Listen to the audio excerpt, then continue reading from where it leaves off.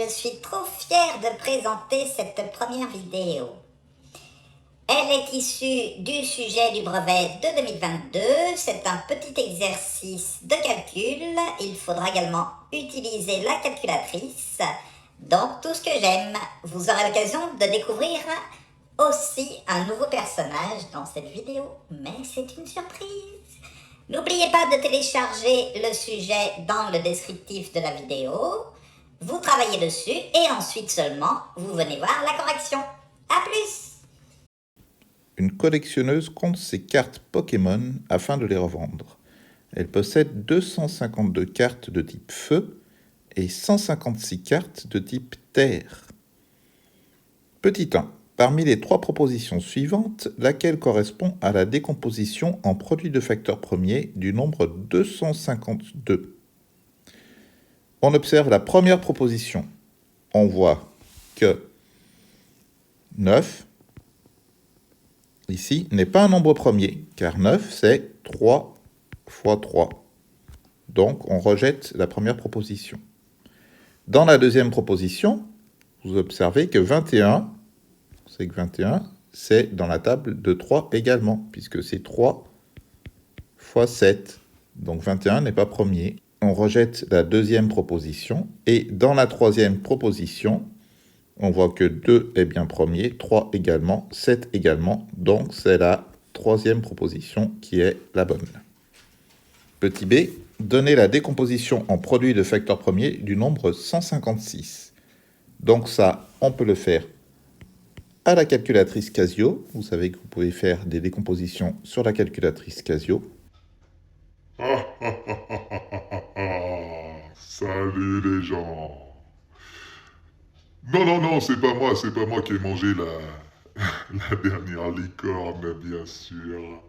Je suis un geek fini et donc je vous aiderai à mieux utiliser votre calculatrice ainsi que Scratch.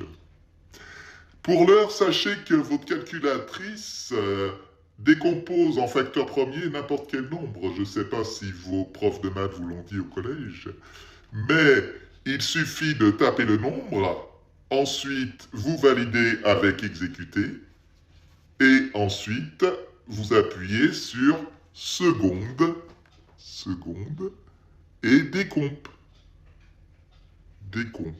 Seconde décompe, d'accord? Et voilà votre nombre qui est décomposé instantanément en facteur premier. Elle est pas belle la vie. On trouve 156 égale donc 2 au carré, 2 fois 2, fois 3, fois 13, qui est un nombre premier. Voilà pour la question 1. Question 2. Elle veut réaliser des paquets identiques, c'est-à-dire contenant chacun le même nombre de cartes Terre et le même nombre de cartes Feu en utilisant toutes ces cartes. Petit a peut-elle faire 36 paquets? Pour répondre à cette question, on va donc diviser le nombre de cartes par 36 et voir si on trouve un nombre entier. Par exemple, pour les cartes de type Feu,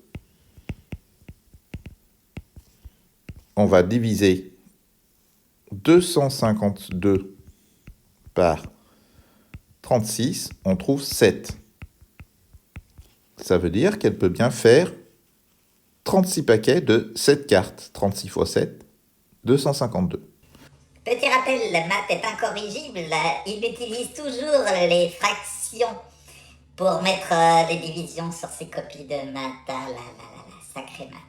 Donc, lorsque maths écrit une fraction, considérez que c'est une division et vous pouvez l'écrire avec les deux petits points et le petit trait comme vous avez l'habitude.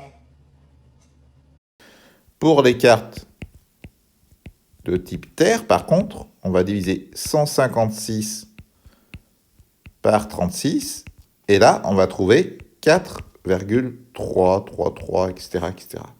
Du coup, elle peut faire 36 paquets de 4 cartes, mais il va lui rester des cartes.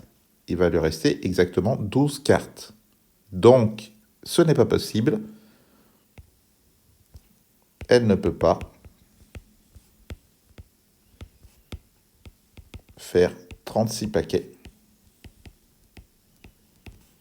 Car il lui restera des cartes. Point. Question B. Quel est le nombre maximum de paquets qu'elle peut réaliser? Donc là, on va reprendre notre décomposition et on va chercher le plus grand diviseur commun à 252 et à 156.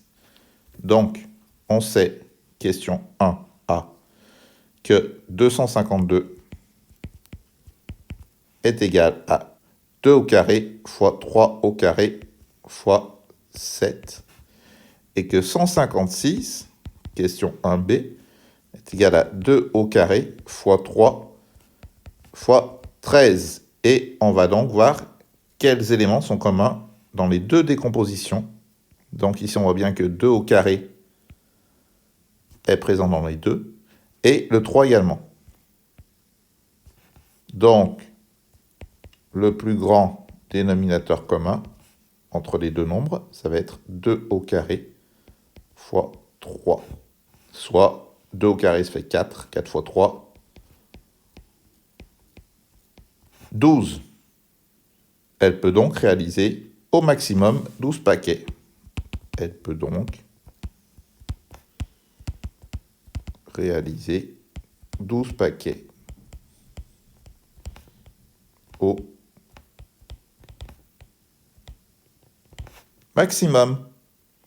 Enfin, petit c, combien de cartes de chaque type contient alors chaque paquet? Donc, on va diviser, bien évidemment, le nombre de cartes par 12. Donc, pour trouver le nombre de cartes de type feu,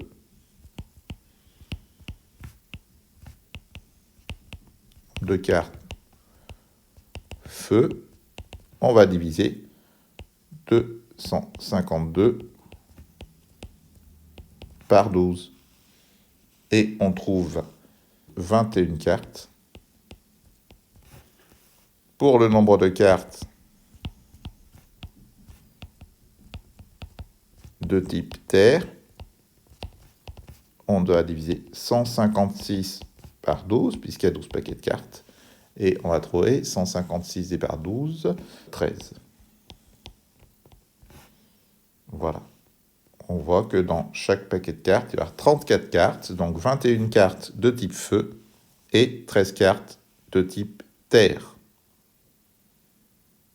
Question 3. Elle choisit une carte au hasard parmi toutes ces cartes. On suppose les cartes indiscernables au toucher, ce qui veut dire qu'on va choisir une carte vraiment au hasard, sans pouvoir les différencier.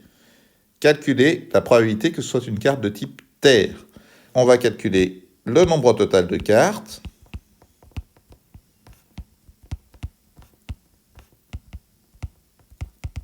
On a donc 252 cartes feu plus 156 cartes terre. Ça fait donc 408 cartes. Le nombre de cartes de type terre est de 156.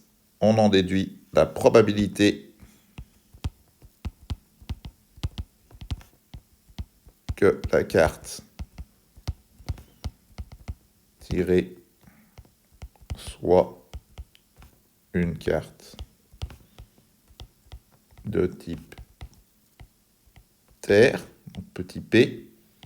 On prend le nombre de cartes de type terre divisé par le nombre de cartes totales. On peut réduire ça. Ça nous fait 13